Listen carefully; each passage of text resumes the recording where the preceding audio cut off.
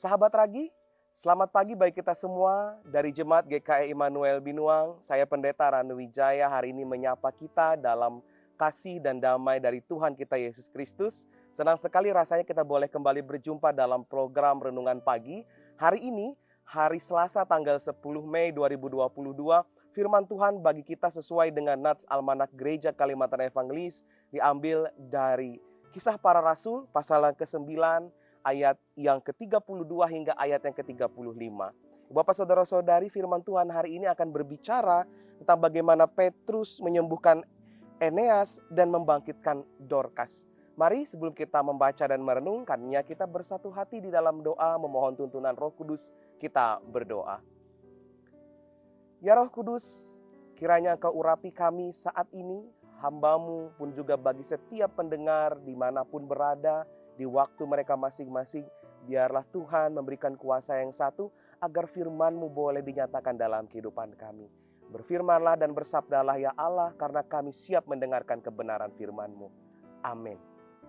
Saya akan bacakan baik kita, saudara-saudari bisa menyimak dan mendengarnya serta melihat dalam tulisan di background di samping kiri atau kanan saya. Demikian bunyi firman Tuhan. Pada waktu itu Petrus berjalan keliling mengadakan kunjungan kemana-mana. Dalam perjalanan itu ia singgah juga kepada orang-orang kudus yang di Lida.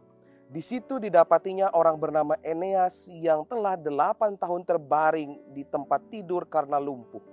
Karena kata Petrus kepadanya, Eneas, Yesus Kristus menyembuhkan engkau, bangunlah dan bereskanlah tempat tidurmu. Seketika itu juga bangunlah orang itu. Semua penduduk Lida dan Saron melihat dia, lalu mereka berbalik kepada Tuhan. Firman-Nya berkata yang berbahagia ialah mereka yang mendengarkan firman Tuhan seraya melakukannya dalam kehidupannya hari lepas hari. Saudaraku yang dikasihi dan diberkati Tuhan, pada saat itu kejadian ketika Petrus sedang mengunjungi Lida, tapi sebelum ia mengunjungi Lida, penganiayaan yang dialami oleh para rasul sungguh amat berat, sehingga mereka lebih memilih untuk menetap di Yerusalem. Tapi ketika keadaan berangsur-angsur damai dan keadaan damai tercipta, Petrus mengambil inisiatif untuk mengunjungi beberapa tempat, termasuk salah satunya adalah orang-orang yang berada di Lida. Petrus menggunakan waktu dan kesempatan itu untuk memberitakan Injil. Tapi tidak hanya memberitakan Injil saja, tapi Petrus pada saat itu juga mengunjungi orang-orang kudus dan juga menguatkan serta mengajar mereka. Karena kekhawatirannya adalah orang-orang yang percaya kepada Yesus mengalami ketakutan yang sama seperti yang dialami oleh para murid pada saat itu. Tapi Petrus yang pada saat itu dikuasai oleh kuasa Roh Kudus memberanikan diri untuk mengunjungi orang-orang di sana. Saudaraku yang dikasihi dan diberkati oleh Tuhan Yesus Kristus. Dampaknya dari kunjungan Petrus ini, pekabaran Injil itu semakin luas diberitakan bagi setiap orang-orang yang percaya, bahkan orang-orang yang juga belum percaya kepada Kristus.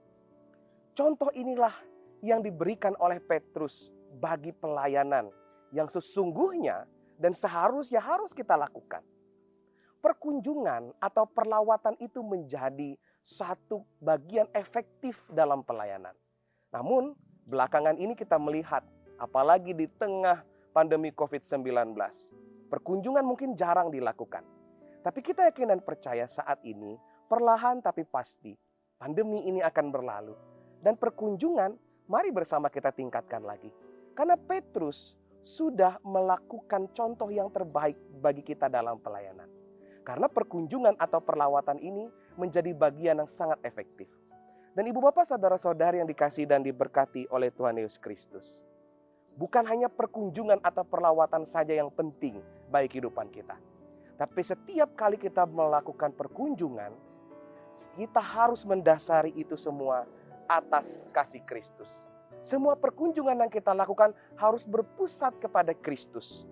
Ada 3 bukti yang Petrus lakukan dan berikan contoh bagi kita dalam melakukan perlawatan yang efektif. Pertama, Petrus sendiri menjadi contoh dan memberikan contoh bagi kita bahwa ia melakukan setiap pekerjaan perkunjungan itu atas apa yang sudah dilakukan Tuhan Yesus Kristus tentang mujizat. Di mana nas kita bersaksi, Petrus menyembuhkan Eneas pada saat itu yang terbaring sakit. 8 tahun ia terbaring sakit. Tapi apa yang dilakukan? Karena berpusat pada Kristus, ia menyembuhkan Eneas dengan kuasa Kristus. Ia hanya menjadi perantara kepada Eneas, tapi semuanya itu tetap berpusat kepada Kristus. Dan semua yang dilakukan, bagian kedua, semua yang dilakukan oleh Petrus dalam perkunjungannya tentunya berpusat pada Kristus sebagai sang pelaku firman Tuhan. Dan ibu pas saudara-saudari yang dikasihi oleh Tuhan Yesus Kristus, bagian ketiga, apa yang dilakukan Petrus semuanya bukan untuk dirinya sendiri, tapi bagi kemuliaan nama Tuhan. Dan mari saat ini saya mengajak saudara-saudaraku sekalian, walaupun kita tidak memiliki karunia seperti Petrus untuk mengadakan mujizat, tetapi apapun yang kita lakukan, apapun yang kita kerjakan, semuanya harus berpusat kepada Kristus. Karena Kristus pasti akan menolong kita. Harus kita pegang kata-kata itu, bahwa semuanya berasal dari Kristus. Jangan mengandalkan kekuatan kita, jangan mengandalkan kemampuan kita.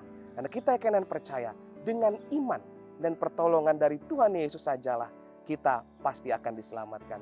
Tuhan memberkati kita semua dengan firman-Nya. Amin. Mari kita berdoa.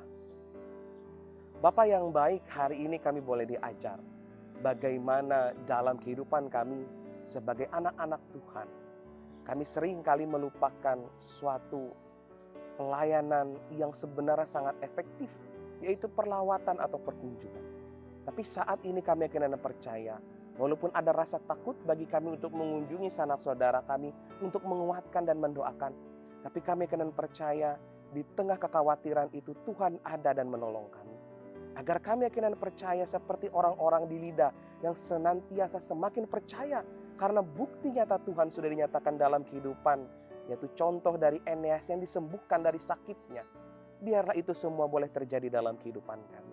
Berkati kami hari ini akan memulai setiap aktivitas kami, karena kami akan percaya kekuatan dan pertolongan daripada Tuhan boleh dinyatakan bagi kehidupan kami. Menjadi saksi Kristus, menjadi orang-orang yang dikuatkan, menjadi orang-orang yang memberkati dan diberkati oleh Tuhan. Itu satu kerinduan kami. Dan kami yakinan percaya semua yang kami lakukan, kami yakini, kami imani, hanya berpusat kepada Yesus Kristus saja. Di dalam nama-Mu kami berdoa. Dalam nama Yesus Kristus yang adalah Tuhan dan Juru Selamat kami. Amin. Terima kasih. Selamat pagi bagi kita semua dan selamat berkarya dalam kehidupan kita di dunia ini. Kasih Tuhan Yesus Kristus memberkati kita semua. Shalom.